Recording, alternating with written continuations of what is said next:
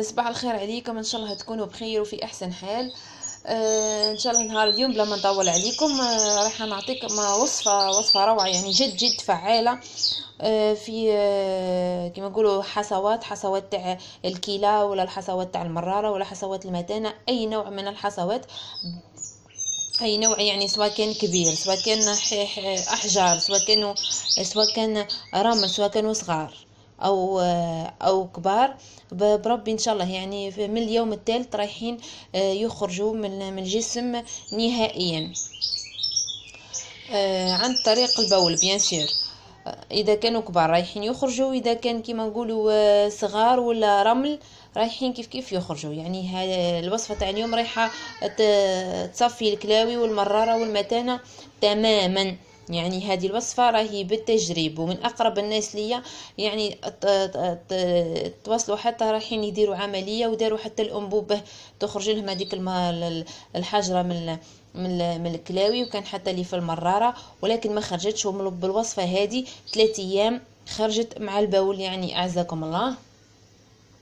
الوصفة يعني سهلة، خلاص نجيبوا المعدنوس ولا البقدونس، كاين يقولوا له البقدونس. انا نحاول كيفاه نبسط، لان في بعض الدول الاخرى قالوا لي ما فهموش، يعني ما فهموش اللهجه، وما فهموش يعني المكونات. كاين المكونات تاعنا ماشي كيما تاعهم.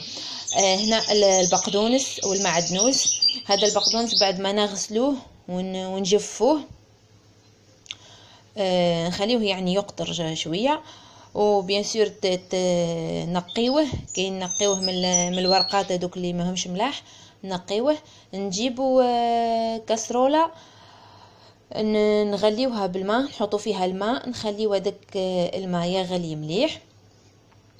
الماء يعني حوالي 3 لترات الى 5 لترات، يعني حسب البقدونس ولا المعدنوس اللي عندك. اذا كانت عندك ربطة كبيرة ديري 5 لترات ماء، واذا كانت ربطة صغيرة ديري 3 لترات ماء. تخليه يغلي هذاك الماء حتى كي يوصل درجة الغليان، تروحي تحطي المعدنوس تاعك، طفي النار تغطي هذيك الكسرولة اللي تغطيها، وتخليها مدة 20 دقيقة. يعني يزيد يسيب مليح هذاك المعدنوس ولا البقدونس، يسيب مليح وتخليه من بعد تصفيه وتحطيه في قرعة. بعد ما تصفيه رايحه تحطيه في قاروره، يعني تقسميه. اذا كانوا 3 لترات رايحه تقسميه في زوز قارورات، واحده تحطها في الثلاجه به ما تفسدش ولا به ما تقراصش، وواحده تشربي منها يعني بالماء العادي. هذه الوصفه. المعدنوس هذا رايحه تجديه يعني كل يوم، مش يعني حتى الوصفه تاع اليوم راح تخليها 3 ايام وتخليها سمانه، لا، كل يوم رابطه تشربيه كيما الماء العادي. بصح قبل ما تشربيه، يعني كي تصفي البقدونس تاعك هذاك اللي خليتيه في الماء اللي كان غلا، كي تصفيه في القرعه، كي نحطوه في القاروره هذه، نجيبوا ليمونه قارص كيما نقولوا حنا، نغسلوا هذيك القرص ونقصوها مكعبات صغار، ونحطوها مع هذاك الماء تاع البقدونس، وتحركي القارورة تاعك مليح، واعصري منها شوية عصير، يعني حبة ليمونة، وزيدي اقسمي حبة اخرى مكعبات وطيشيها الداخل بعد ما تكوني غسلتيها بطبيعة الحال، يعني تكون مغسولة الليمونة تاعك، تكون مغسولة، وقصيها وحطيها داخل الماء تاع البقدونس اللي حطيتيه في القارورة، يعني قارورات اللي عمرتين في زوز، تشربي منها عادي كما الماء العادي. كل يوم تديري ربطة يعني لحد يعني ما تصفاي. والبقدونس جميل جميل جدا، يعني يصفي الدم ويصفي الجسم كامل من السموم. اذا قدرتي تديريه اطول فتره ممكنه يكون احسن، حتى لو كان خرجولك الاحجار ولا الرمل ولا التراب يعني اللي في البطن تاعك، كملي به، لانه راح يصفي الرحم ويصفي البطن من السموم. ولا اللي عندها حتى الهواء ولا العاده الشهريه ما تمشيش يعني بطريقة يعني منتظمة، ولا ما تمشيش، يعني كاين ساعات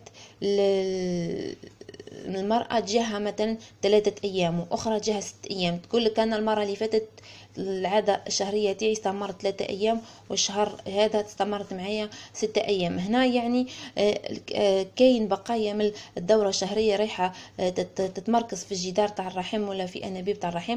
لهذا المقدونس راح يساعد بلي الرحم تاعك راح يصفى ويخرج لك هذيك الدم هذاك الفاسد اللي مازال عالق في الرحم تاعك. هنا ماذا بيا لو كانت تستمري بها هذه الوصفة. حبيت نزيد كما نقولوا حاجة أخرى، عندكم إكليل الجبل، يعني ديما ساعتين ما بين البقدونس، هذا الماء تاع البقدونس المخلط مع الليمون تشربي معاه إكليل جبل. يعني ما بين الماء تاع البقدونس والليمون وإكليل الجبل لازم يكونوا ساعتين. إكليل الجبل ولا كما يقولوا له الروزماري في بعض البلدان، تديريه عادي كيف حتى هو، تغلي الماء وتحطي إكليل الجبل تخليه يبرد شوي وتصفيه وتشربيه. لازم يكون بينه وبين البقدونس ساعتين. هذه الوصفة تاع إكليل الجبل والبقدونس مع الليمون أروع وصفة وأنجح وصفة ومضمونة جدا جدا للتخلص من الحصوات في أي منطقة كانت في البطن. استمروا بها، يعني في الوقت العادي 3 أيام راح يصفى، يعني الجسم راح يخرج الحصوات.